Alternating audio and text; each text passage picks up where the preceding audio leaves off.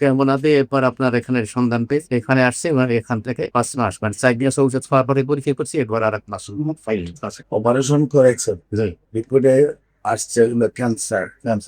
আপনার শারীরিক অসুবিধা কি ছিল? শারীরিক তেমন একটা শুধু শুধু বা পায়খানা একটু সমস্যা ছিল আর তেমন এখন কোনো অসুবিধা আছে? এখন শারীরিক কোনো সমস্যা নেই। এখন রিপোর্টে সম্পূর্ণ ভালো আসছে। জি সঙ্গে দিচ্ছি। আসসালামু আলাইকুম। আমি ডাক্তার মোহাম্মদ কামরুজ্জামান, সহকারী চিকিৎসক, গণস্বাস্থ্য হোমিও।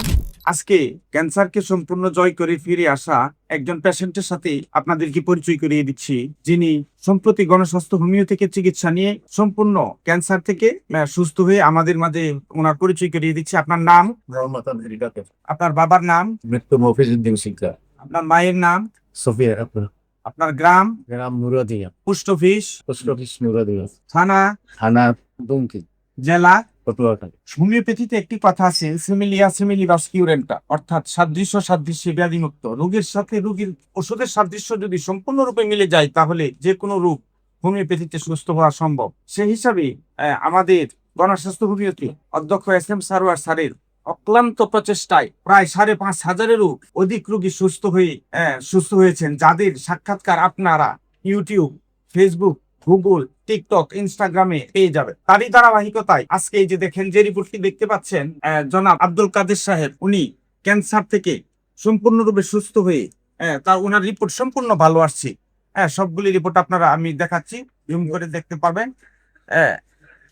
এই যে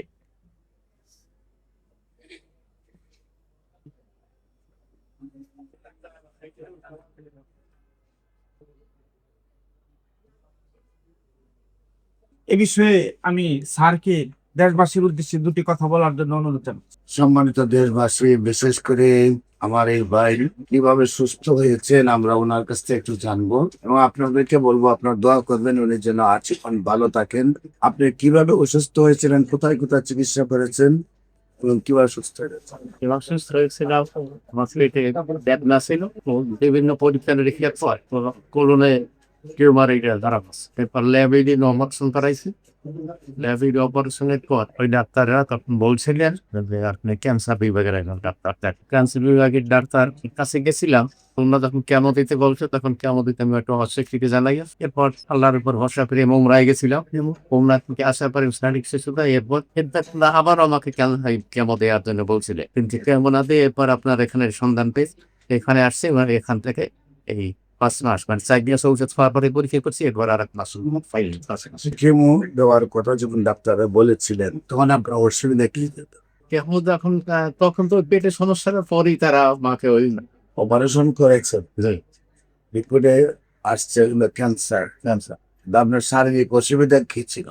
শারীরিক তেমন একটা শুধু শুধু বা পায়খানা একটু সমস্যা ছিল আর তেমন এখন কোনো অসুবিধা আছে? এখন শারীরিক কোনো সমস্যা নেই। এখন রিপোর্টে সম্পূর্ণ ভালো আসছে। জি সঙ্গে দিচ্ছি। সম্মানিত দেশবাসী, বিশেষ করে যারা বলেন ক্যান্সার, কিডনি, থ্যালাসেমিয়া এই ভালো হয় না, সেটি মরণ ব্যাধি, চিকিৎসায় প্রতি মাসে লাগে কয়েক লক্ষ টাকা এবং একসময় রোগীটার মরণ হয়, আবার পরিবারটাও ধ্বংস হয়ে যায়। আমরা বলবো ক্যান্সার, কিডনি, থ্যালাসেমিয়া এইস মরণ ব্যাধি হয়, সম্পূর্ণরূপে সুস্থ হয়। ক্যান্সার হলে আনসার নেই সেই কথার কোনো ভিত্তি নেই। ক্যান্সার সম্পূর্ণরূপে সুস্থ হয় এবং খুব অল্প টাকায় হোমিওপ্যাথিক চিকিৎসা সুস্থ করা সম্ভব।